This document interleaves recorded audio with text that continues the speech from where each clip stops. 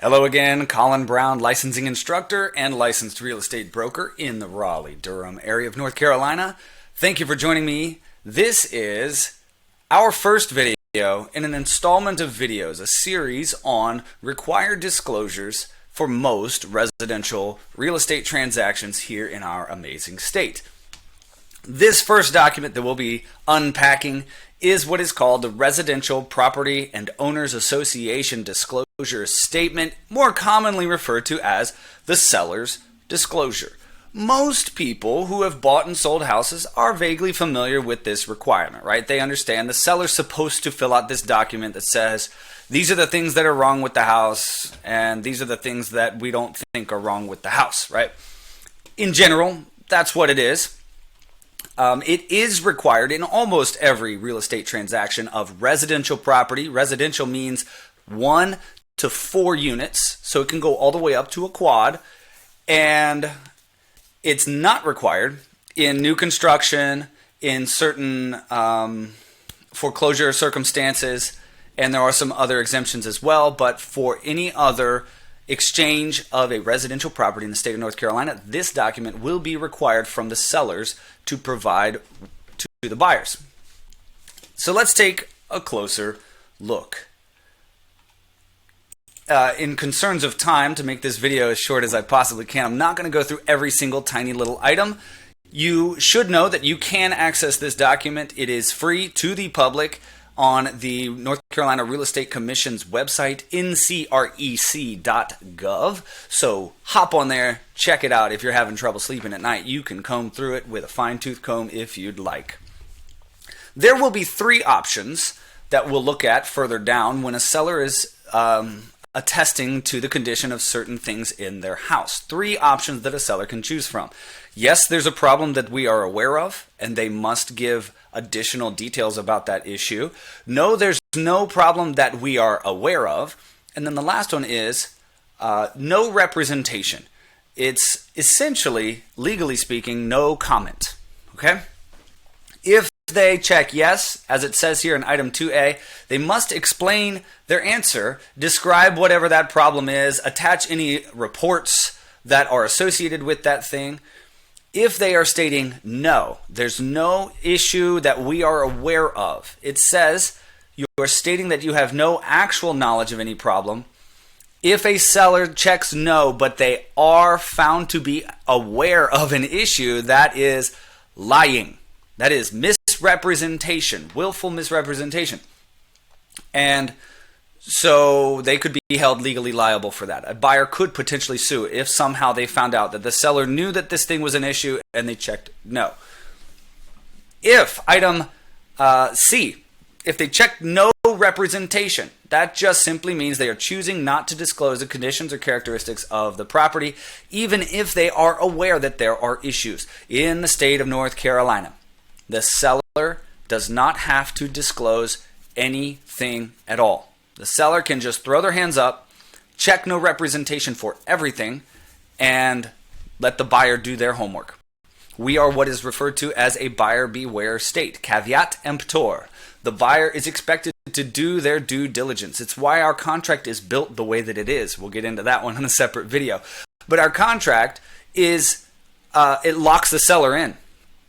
And so on the front end, the buyer gets that time. It's called the due diligence period. Time to go in and do their inspections and find out whatever they can possibly find out about the material facts related to this property. The seller does not have to disclose anything at all. Notice here in item number 3, if you're assisted in the sale of a property by a licensed real estate broker, us, you are still responsible for completing and delivering this document. However, sellers are not held liable.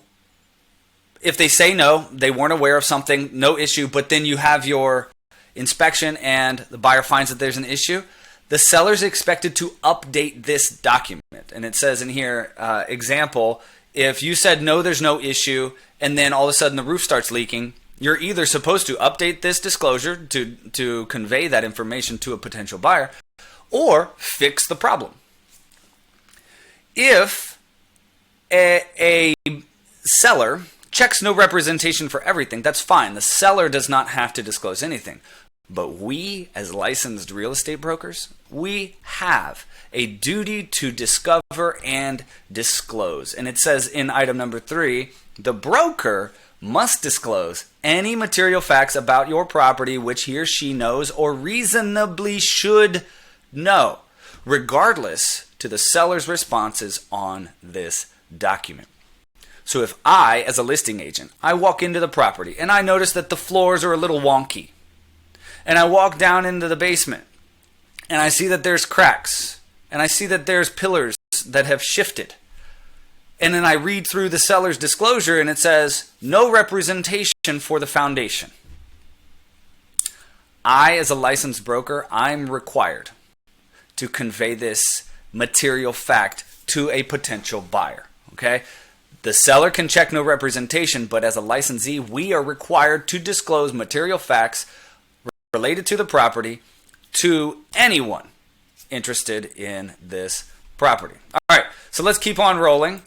Again, if something changes, the seller is required to update this document. We are required to inform them that they must update this document. Again, I'm not going to go into every single tiny little item, but you can read through it, download it from the commission's website if you'd like. It talks about the foundation, the structure of the property, the exterior, the roof, any leaks, water, electrical system, plumbing system, heating and air, the sources for fuel, whether it's electric or gas, water supply, the piping material, the sewage disposal system. Is it on septic? Is it on the city system? And if it is on septic, how many bedrooms? And it continues to go on. It talks about pest infestations, hazardous materials. Are they in violation of any code or zoning? Any other easements or shared driveways associated with this property? Is this property associated with any lawsuits or judgments, foreclosures, bankruptcies? Is it on a public or private street? And then if someone said, yes, there's an issue for this thing, you get a whopping 2 lines to explain whatever it is. Now, if it's something big, a lot of times you'll have separate sheets that are attached to this as well. Then from here, it goes into talking about any governing bodies that may have an impact on this property, like an HOA. If there are HOA, if there is one or more, some neighborhoods have more than one HOA. You need to list it here. You need to disclose how much it is and per what amount of time. So if it's $50 a month or $200 a quarter, you throw that in there along with the contact information for the owners association. And then it talks about item number 38. What does the HOA actually cover? A lot of sellers don't even know, so you might see no representation for some of these. And then that is it. This is one of those weird documents where you need to initial every page, of course, but the signatures are actually on the very first page. It's weird in that way. Just understand that this is required in almost every single real estate transaction of residential properties here in the state of North Carolina. And yes, a seller can basically say no comment to everything. They could check no representation for everything. A buyer and a buyer's agent have the duty of doing their homework, ordering inspections, finding whatever you possibly can find out. And again, listing agents as well. Material facts related to this property, regardless of what a seller says on this document, we as licensed brokers must disclose what we know or should reasonably have known about this property. All right, that was your RPODS, Residential Property Owners and Association Disclosure Statement. I've got some more videos coming on required disclosures, including the mineral oil and gas rights and the lead-based paint and the Working with Real Estate Agents it's not a brochure, it's a disclosure. So stay tuned for those videos, and I'll see you there.